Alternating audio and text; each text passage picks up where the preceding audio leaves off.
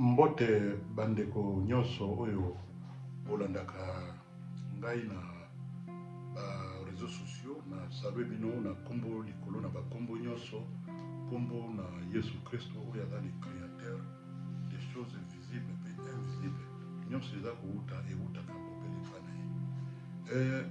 Merci pour na bato nyonso oyo bo commenter na ba message on atindaki la fois dernière.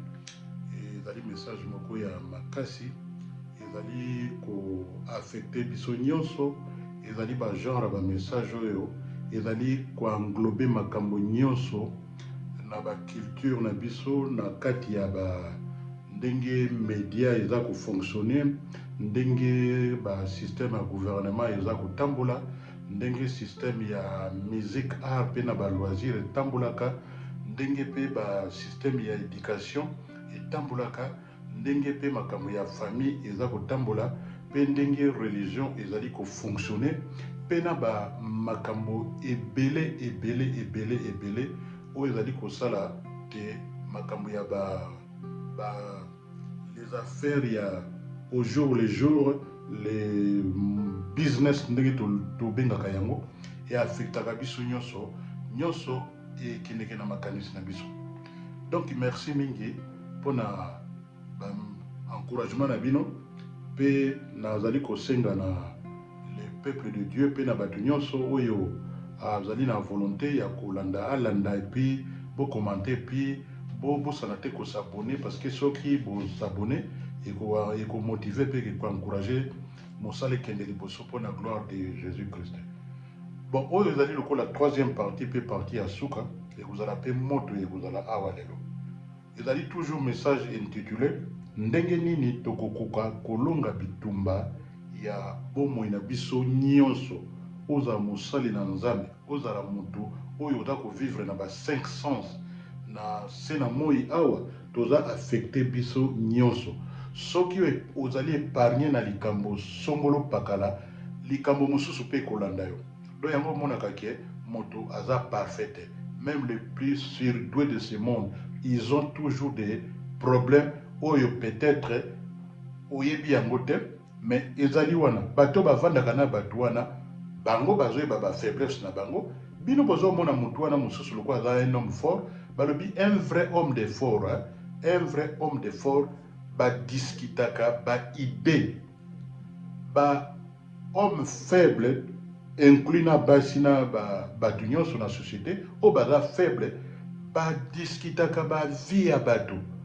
kodiskitaka bato ya vie ya bato pambala moto wana kutu ayebi yo te aza kutu na cercle na yo ya fonctionnement ya vie te mais boza kosala ba débat inutile. Moi ce que vous me voyez j'ai pas ce temps là donc nasi na koli na développer maturité na développer sagesse pe discernement de voir des choses et puis la vie en Europe to vandi bambule belé to taki na mboko taki bana mikele lo to komi ba personne mature donc il y a pas quelqu'un ko pesa ngai ba toloba nini ba leçon ya vie en tout cas ils na mote c'est que peut-être tu vis aujourd'hui moi j'en ai vécu il y a des moments passés tant muso botamaki te tant muso na lero wana biso vandi na ba Europe ba muso baki na bango na ba Afrique bon dommage moto na moto eza choix ya moto na moto ndenge ezali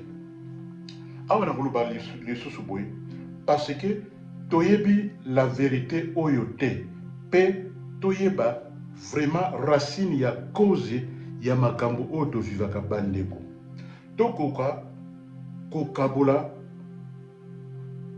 motema na makanisi te tokoka kokabola makanisi na biso te makanisi ezali cerveau te makanisi na koloba eza cerveau te omoni connaissance mentale te naza koloba pe ezali le physique te yango makambo na koloba ezali des choses spirituelles avant yo gagner bitumba na nzoto ça commence tout d'abord dans le spirituel. Dans Proverbe chapitre 23 et verset 27 car il est comme les pensées de ton âme. Mon pensée à âme et à mon ton. Mange et bois, le dit-il, mais son cœur n'est point avec toi. Bato belé to vivaka na bango na bamboko yo. Eza expérience moko munene. Omoni moto ye na ye na ndako na ye, bovandi bozomela, bozolia, bokoseka, mais makanisi na ye eza nango na yo te. Makanisi na ye ezali ailleurs. Yango il faut développer esprit de discernement pour na koyeba ndenge fonctionnement ya moto atambolaka. Esika makanisi ya mabe ezalaka na motema nde l'homme intérieur, pas l'homme extérieur. On a zoloba. Dans Matthieu chapitre 9 verset 14, Yesu alobeli biso boye. Alors les disciples de Jean vinrent auprès de Jésus et dirent, pourquoi nous et les pharisiens gênons-nous tandis que tes disciples ne gênent point? Monique mutuna batuni yoka sikoyo awa mutuna na ngezali pona nini bozali komitungisama, mais pona nini makanisi na bino emati te na kati ya mitema na bino. Là c'est Jésus a yekotuna na Luc chapitre 24 38 à l'obéli bisobwe. Mais il dit, pourquoi êtes-vous troublés et pourquoi de pareilles pensées effraient-elles dans vos cœurs? Ozoka place makambo ezali. Jésus a lobi lisusu boye. Nzambe apesa bino molimo na kobanga te. Nzambe lera sala moto atia esprit ya kobanga te. Eloko ebangisaka bato nini? Bobangi ekoki koparalyze biso bandeko. Batela nde motema na yo pe na vigilance nyonso. Totanga na Proverbe chapitre 4 verset 23 elobeli biso boye. Garde ton cœur plus que autre chose, car de lui viennent les sources de la vie. Omoni itoyeba ko garder mitema na biso to développer ko banga te, to développer eloko babengaka la foi en Jésus-Christ pour na makomi na Nzambe pour te to vivre bien ezala ba vie na biso ya au jour le jour et sengeli to zalaka na confiance ya la parole de Dieu vivant et ko sala biso et ko protéger biso. Tango ekomi po ete Nzambe pe atelemisa bato pour la nouvelle génération oyo babangaka te. J'applaudis tous ces moutons oyo azaka na esprit ya kobanga te na kati na ye na sepelaka na ba genre ya bato ya ndenge wana oyo bazalaka ta likambo ye kilo biso nyonso tozalaka na ba épreuve wana mais tobangaka te parce que kobanga ekoréduire yo ekoronge yo ekosala te moyen okende liboso te. Totanga awa eloko ezali impossible na miso na Nzambe ezalaka te. Marc chapitre 10 verset 27 elobeli ngago. Jésus les regarde et dit, cela est impossible aux hommes, mais non à Dieu. Oui, tout est possible à Dieu. Ezali kaka na moto yo azali na kondima. Siko na koya kopesa les 7 clés pour na convaincre l'impossible dans nos vie courante en général. Pour awana koloba lokola nazoloba vie en général. Yo sikoyo moto ko landa video oyo meka kozwa makambo yo o lié yango na vie na yo ya au jour le jour pe omona passé seleki présent ezali sikoyo futur nde ezali boso na yo nanga. Balobi 1 désir ya Nzambe ezali ete tokoma délivré na ba impossibilité ya vie oyo na toute forme ya ba challenge oyo toko vivre na mboka na ba famille totangi na Psaume chapitre 34 verset 19 et le biso polele. L'Éternel est près de vous qui ont le cœur brisé et il sauve ceux qui ont l'esprit dans l'abattement. Omoni et le biso polele awa. Awa lisusu na deuxième point. Nzambe azalaka ko fonctionner non selon l'imitation humaine de ce monde. Ne nous limitons pas. Dieu, très chers amis, Tomonina, Marc 9, chapitre 23. Yesu, alobeli bisobwe. Si tu peux, tout est possible à celui qui croit. Na troisième point, awe alobeli bisobwe.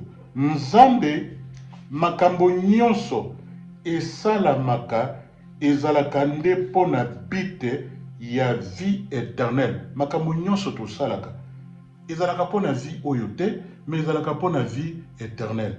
Po tolobi bitumba nyonso ya vie avant olonga yango na monde physique ebandaka na spirituel.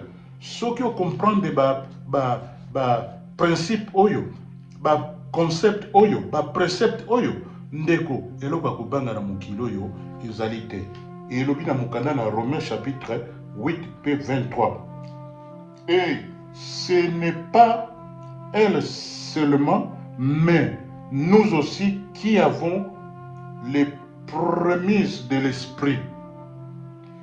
Nous aussi, nous soupirons en nous-mêmes en attendant l'adoption, la rédemption de notre corps. Voyez comment on a le sous-sol à quatrième point. La grâce de Dieu est suffisante pour toutes nos besoins humains. 2 Corinthiens chapitre 12, verset 9 et le bénéfice.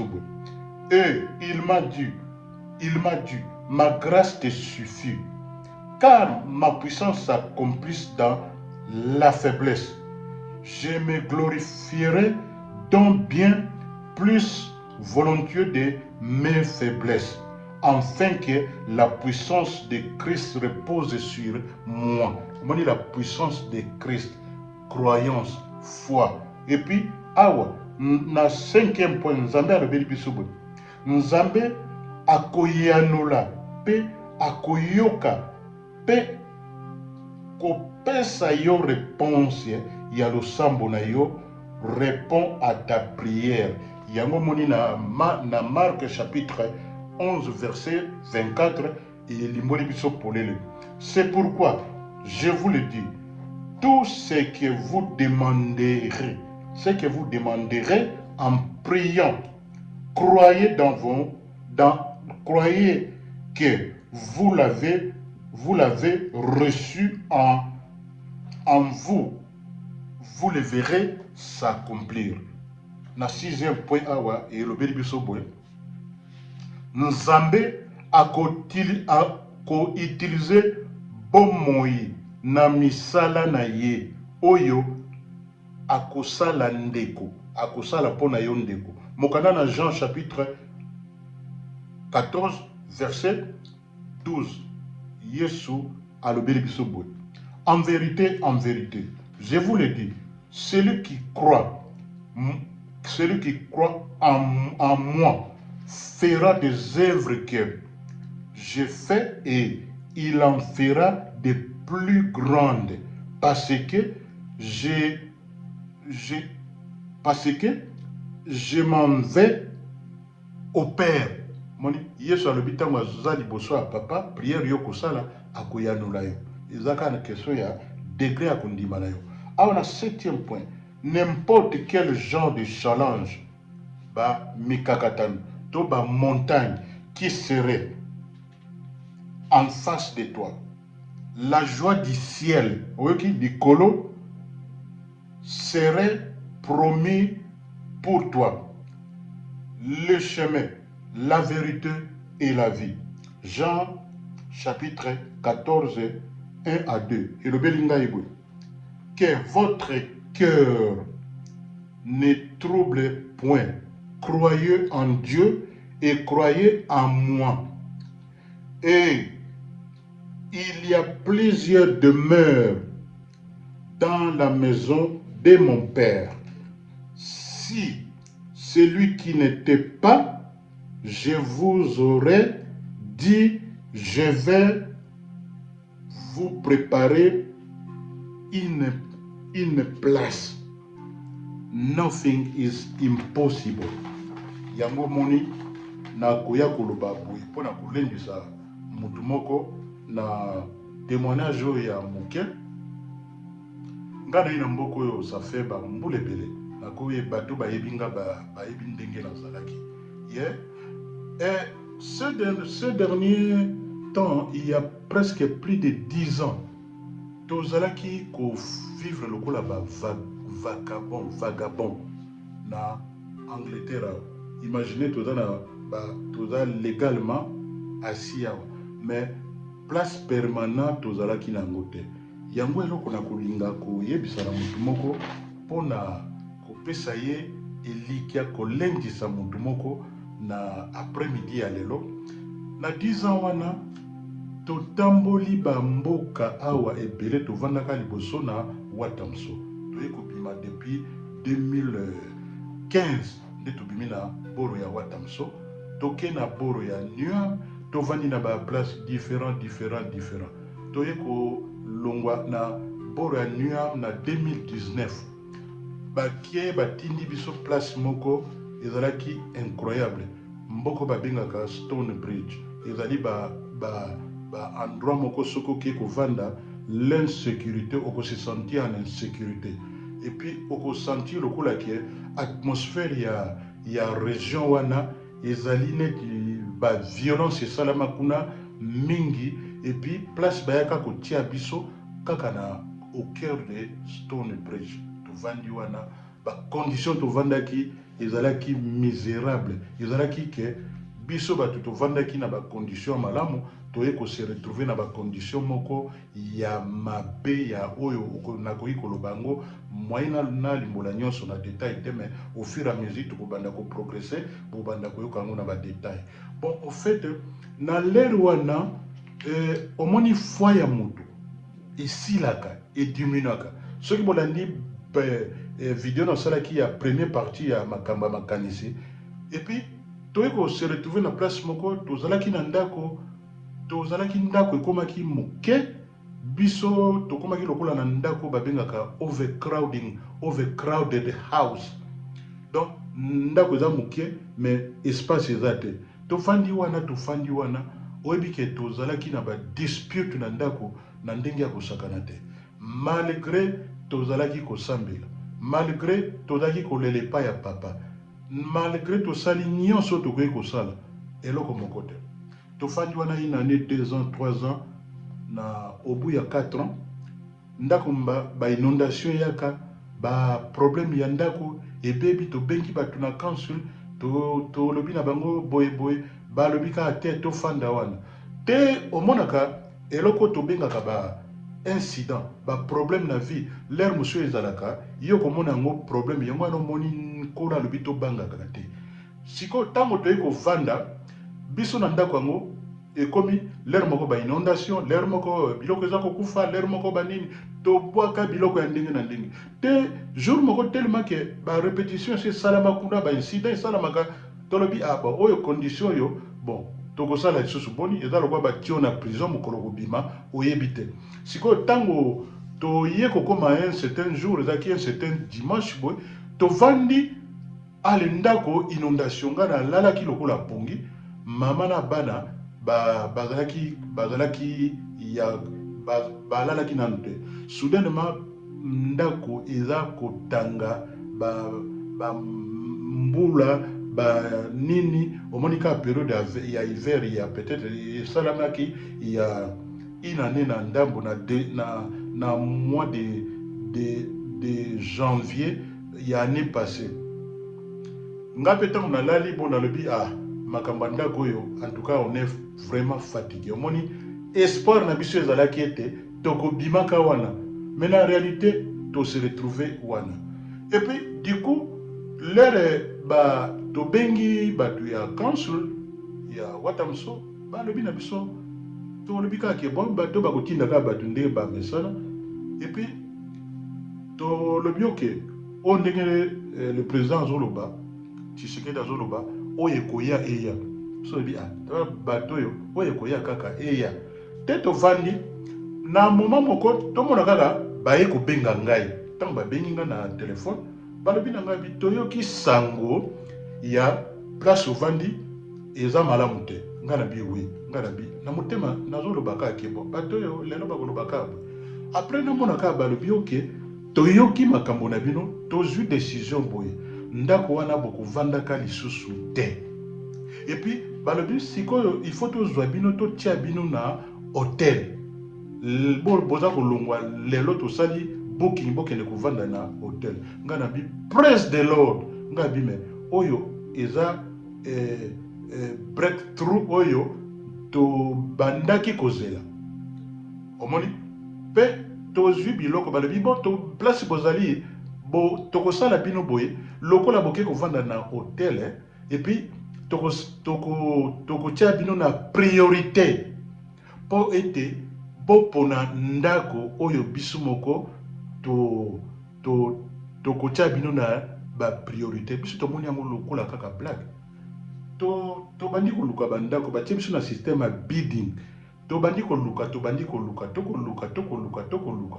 toyekomona ndako moko tovandaki moko mosusu na mama wana mama azokende mosala biso tozalaki na mwana tolobi omoni ndako ndenge na bi te ndako eza bien ndako eza place nini oyo eza na Layton Stone ok toye kopona ndako wana mpe tofandi tomoni mpe temps eleki tomona kaka mokolo moko mpe tovandi na hotel balobi na biso te ndako oyo bolingi toponeli bino bokende okota na ndako wana toye kozwa ndako permanent oyo espoir nyonso elekaki yango omonaka différence ezalaka monene entre kovivre par la foi na kovivre la grâce de Dieu vivant omoni na uti otangela bino likambo ya grâce awa donc au fait foi ezalaka nini oleleli nzambe